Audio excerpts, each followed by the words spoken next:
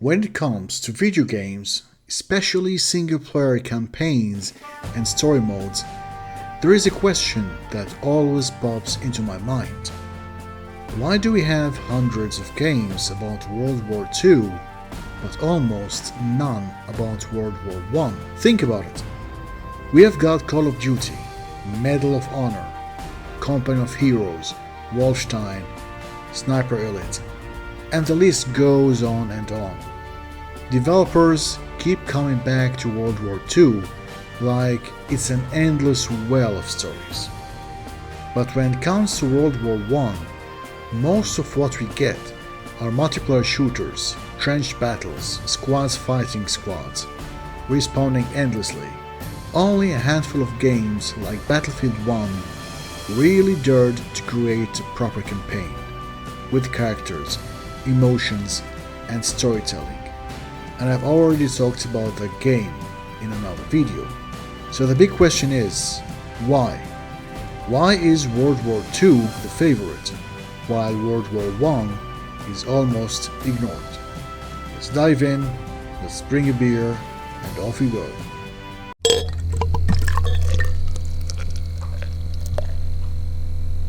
Let's divide the video into sections. Section 1. How stories work in games. Every good story, whether it's in a movie, a book, or a video game, usually needs some basic elements.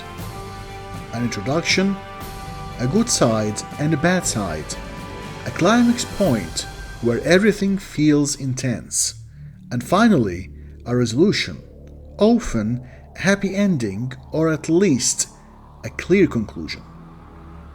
World War II naturally fits this mold. It gives you a crystal clear villain.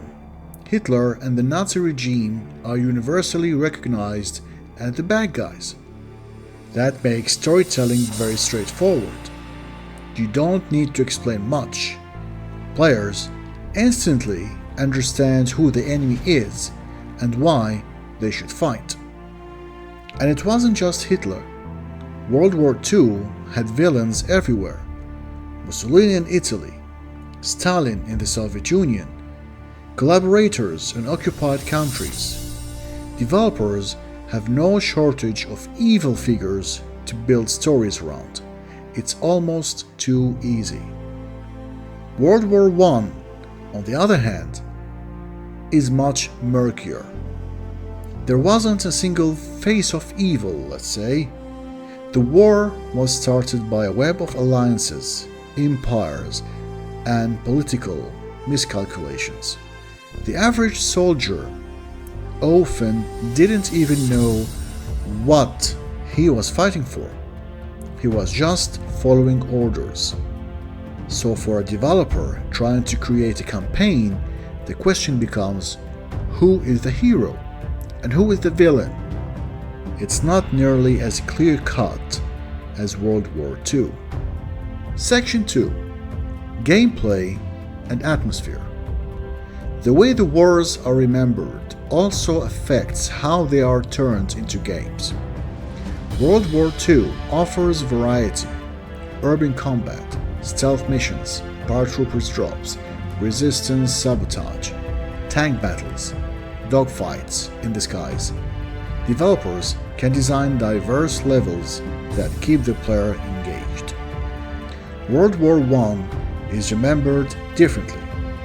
When most players think of it, they imagine trench warfare, muddy battlefields, endless artillery barrages, poison gas, and soldiers waiting for days before a charge. Historically accurate? Yes. Exciting gameplay? Not so much. And then there were the weapons. World War II gave us a huge variety.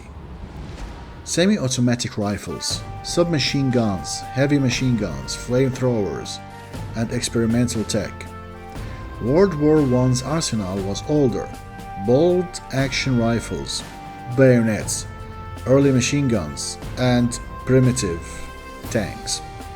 For many players, that feels too slow or outdated compared to the fast-paced action of World War II shooters. But personally, I think that's actually part of the charm. There is something raw and intense about using those older weapons. You feel every shot, every reload, every desperate bayonet charge. It forces you to think differently and play more carefully. I know a lot of players might not enjoy that, but I also know plenty who would absolutely love the challenge, myself included. Section 3. Cultural impact. Another big factor is culture. World War II has been retold so many times in movies, TV shows, and books that it's practically burned into our collective imagination. From Saving Private Ryan to Band of Brothers to endless documentaries, the narrative is everywhere. Developers know that players are already emotionally connected to the setting. World War II doesn't get that same spotlight.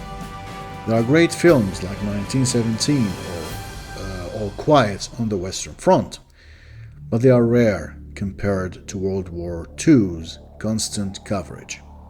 As a result, World War I doesn't feel as familiar to gamers, and studios may worry that people won't care as much. But here's the thing, World War I actually shaped the modern world far more than we realize.